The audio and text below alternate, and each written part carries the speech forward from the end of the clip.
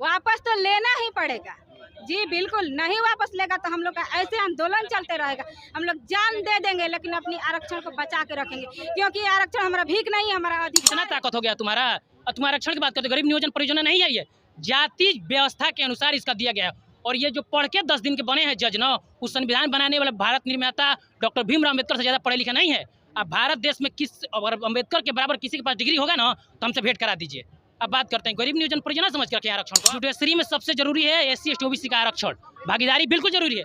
नहीं जब तक भागीदारी दीजिएगा तो वो हमेशा ऐसा ही करते रहेंगे। और वो 5 जाति से 5 घराने से लोग बैठ के डिसीजन करेंगे कि SC ST OBC को आरक्षण देना है कि नहीं देना है।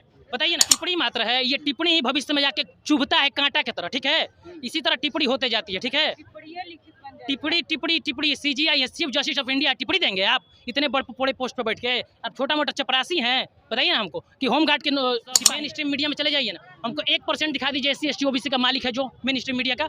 आज तक ABP, न्यूज नेशन, जी न्यूज, अडानी अंबानी सब भरे पड़े हैं। ऐसा क्या होता है? हम लोग के लड़के मेरिट पे नहीं है। उनका नाम अगर आर्टिकल लिख के देंगे तो उनका नाम काट के एकदम पाठक तिवारी जी का नाम लिख दिया जाता है। ऐसा क्यों होता है? बताइए ना हमको। देखिए, अम्बेडकर चौक पर मौजूद हैं और आज 21 अगस्त के लेकर आपको बता दूं SC ST के रिजर्वेशन को लेकर जिस तरीके से सुप्रीम कोर्ट के द्वारा फैसला आया था उसको लेकर देखिए भारत बंद जो है पूरे भारत में आह्वान किया गया है, जिसका नज़ारा आप अम्बेडकर चौक पर देख सकते हैं कि पूरा अम्बेडकर जो चौक है जो बक्सर जिला का ये जो है सबसे बड़ा चौक कहा जाता है। और देखिए कि पूरी तरीके से इसको जो है जितने सारे अम्बेडकरवादी संगठन हैं उनके द्वारा जो है जाम कर दिया गया है।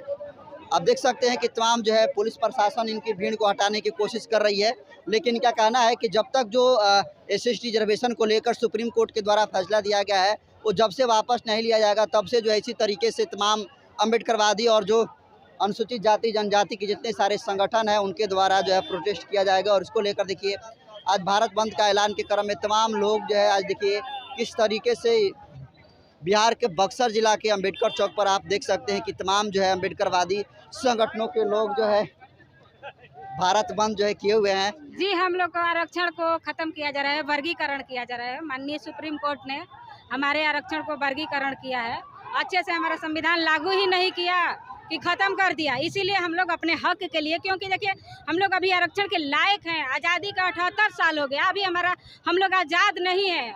अभी हम लोग को जो चाहिए वो नहीं मिल रहा है, इसलिए अपने आरक्षण के बचाने के लिए हम लोग खड़े हैं। हम लोग माननीय सुप्रीम कोर्ट से निवेदन कर रहे हैं, नम्र निवेदन कर रहे हैं और BJP सरकार से निवेदन कर रहे हैं कि वो सपोर्ट करे, हम लोग को आरक्षण वापस करे, वर्गीकरण नहीं करे। हम लोग को क्रीमी लेयर नहीं चाहिए। सुप्रीम कोर्ट जो कह रहा है कि वर्ग में उपवर्गीकरण करके अगर सभी तक आरक्षण पहुंचाए तो दिक्कत क्या है इसमें? फिर वो कॉलेजियम सिस्टम क्यों नहीं हटा रहे हैं?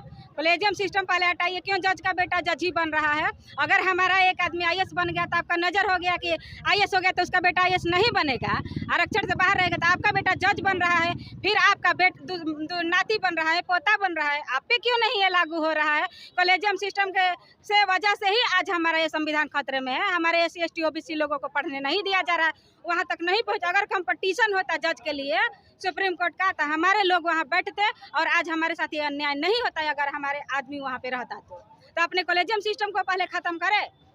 जी, कॉलेजियम सिस्टम के खिलाफ हैं आप? जी बिल्कुल खिलाफ है। हम नहीं, पूरे हैं, सभी लोग खिलाफ हैं, हमारे समाज के SC ST OBC के लोग। लेकिन देश के प्रधानमंत्री नरेंद्र मोदी ने आश्वासन दिया है कि कोई क्रीमी लेयर लागू नहीं है। आश्वासन देने से क्या हो गया? हम लोग 15 अगस्त के दिन इंतजार कर रहे थे कि आश्वासन दिए हैं, शायद कुछ कहेंगे, कुछ खुलासा होगा, लेकिन उन्होंने कुछ नहीं किया। तब हम लोग को मजबूरन सड़कों पे उतरना पड़ा। हमारी बहन कुमारी मायावती जी हम लोग को आदेश दी कि अभी नहीं उतरना है आप लोग को, हो सके 15 अगस्त को मोदी जी कुछ कहेंगे हमारे आरक्षण के बारे में, लेकिन उन्होंने नहीं कहा। तब हम लोग आदेश मिला, हम लोग आज सड़कों पे उतर गए हैं।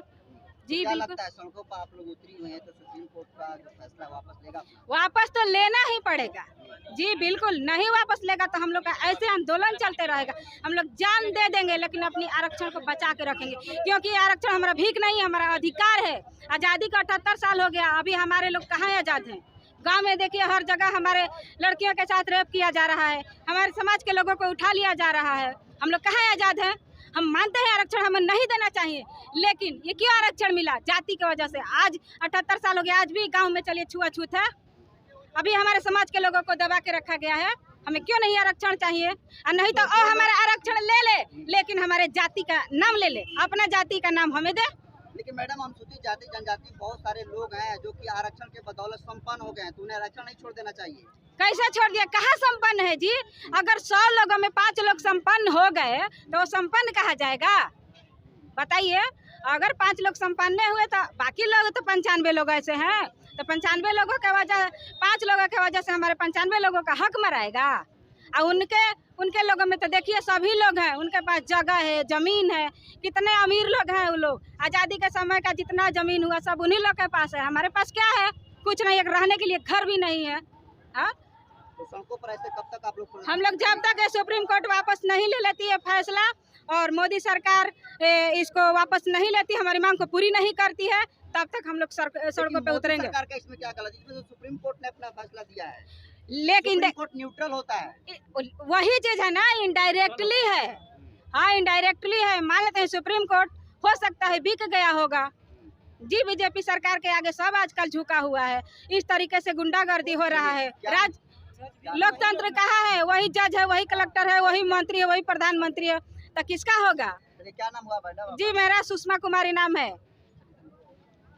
हाँ, अब आप बोलिए क्या कर रहे हैं कि जज न्यूट्रल होता है। हाँ। अच्छा ये बताइए, जज जुडिशरी में कितने घरानों का राज है? चंद्रचूड़, मिश्रा, मित्तल और कितना नाम गिनवाए आपको? कितने उसमें SC ST OBC बता दीजिए हमको। तो कॉलेजियन सिस्टम इनका क्यों नहीं आवाज खुलता है? बताइए हमको, बताइए क्यों नहीं खुलता है? इतने पेंडिंग पड़े हैं, बलात्कार से लेकर दलितों के प्रति इतना शोषण हुआ है, इतना केस पेंडिंग पड़ा है, लेकिन आरक्षण पे इनका 2 दिन में आता है। जो भी इनका डिसीजन होता है 2 दिन में आता है, और इतने चीज़ों पे इनका मतलब 2 दिन पे आता है। और दलितों के प्रति जो भी शोषण होता है उस पर हजारों दिन, सैकड़ों दिन लगते हैं। ये कैसे कहाँ न्यूट्रल बोल रहे हैं आप? कैसे होता है बताइए? सुप्रीम कोर्ट का कहना है कि बहुत सारे अनुसूचित जाति जनजाति के लोग हैं, आरक्षण के बदौलत संपन्न। सुनिए, आरक्षण कोई गरीब नियोजन परियोजना नहीं है।